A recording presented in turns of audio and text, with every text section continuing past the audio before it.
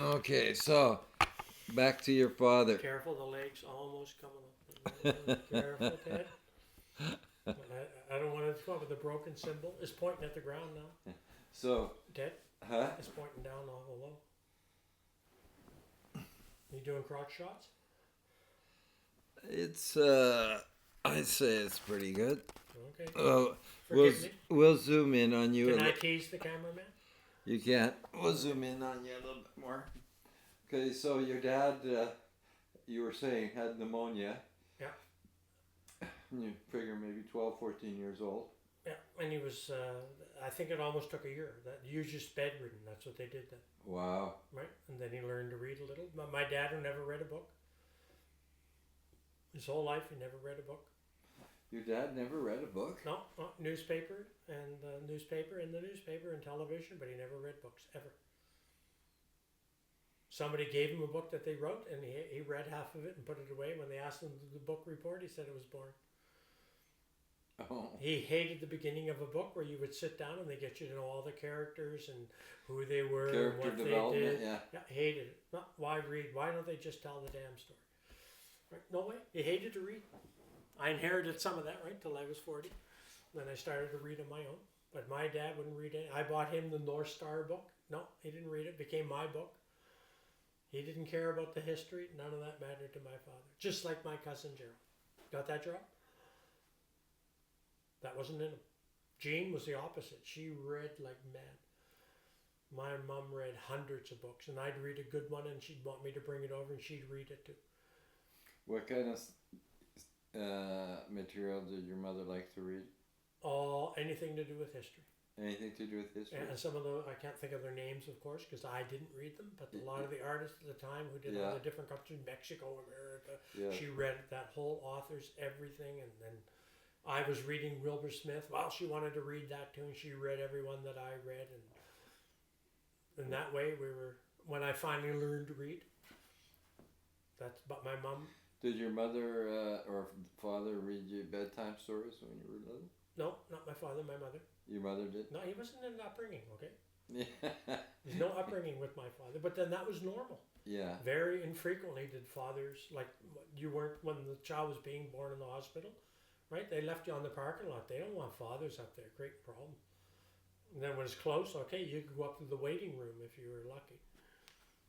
No way you went into the birthing room. Well, that's unhealthy, and they might faint. It'd be another problem in their hands. No way. Well, it's been known to happen. Yeah, no, but they weren't. That's just how it was. Women had their job. Why you want stupid men in there screwing it up, right? They already created the problem. Let them born it. Yeah. No way. So, how about in the after school when Dad got home? Like, what time did you? No, Mom was home all the time. Yeah, Mom was home, but what time did Dad get home? Shift work. You never knew. You'd ask what shift. He worked 3 shifts. Oh, okay. And when you work 3 shifts, you got shift differential. You got extra pay. Yeah. For shift differential. Well, so they had night shift too. Like, everything 12 to 4. That was his favorite. 12 to 8. In the morning. That was his favorite shift. Nothing happened. You could fall asleep at the airport. They'd bring the hockey game, play hockey, and you had to be there. If a flight came in, you had to be there, right? But somebody had to be around. I didn't say my father liked hard work. But he was always there. No, but he was there, and he was dependable and reliable. But he wasn't a bulldozer like my cousin at all. That wasn't my dad's way. I remember I told you Darrell Lason's description of my father.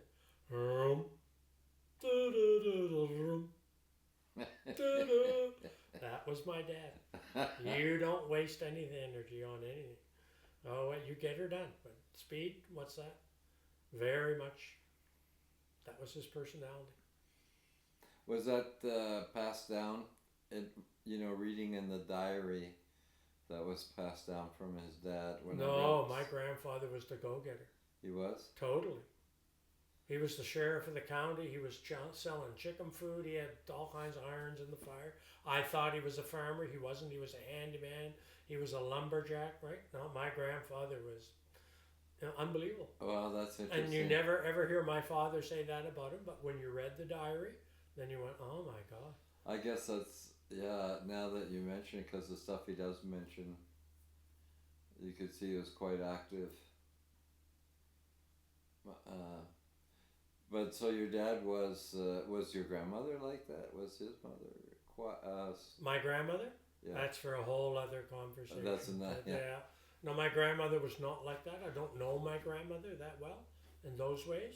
Yeah. I knew some of her naughtiness in her marriage to my grandfather. Mm-hmm. She was very good to us as children, but she was very much a classic grandmother.